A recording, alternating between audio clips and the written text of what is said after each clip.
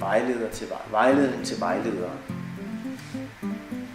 Ja, den var noget udbygget, vil jeg sige, hvis man slet ingen backup har i starten, og man også er lidt på gyngegrund.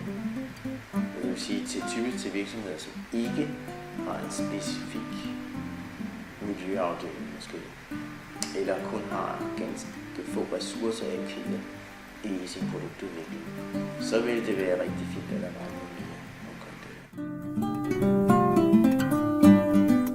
Det afhænger meget fra produkt til produkt. Altså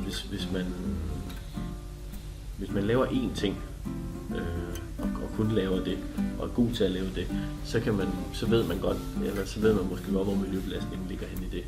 Men har man flere forskellige materialer og processer, og så bliver det også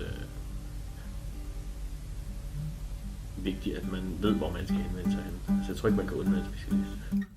Hvis man har produceret et produkt og laver det samme altid, så er der måske ikke så stor forskel miljøbelastningsmæssigt, og så er der måske mere, der kan lægges i nogle værktøjer, som udviklerne kan bruge. Men jo mere,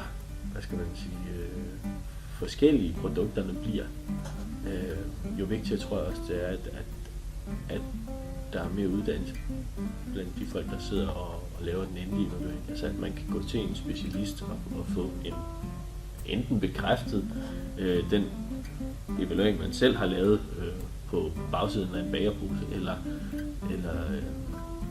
eller sige, hvordan ser de her to ting ud i forhold til hinanden. Altså,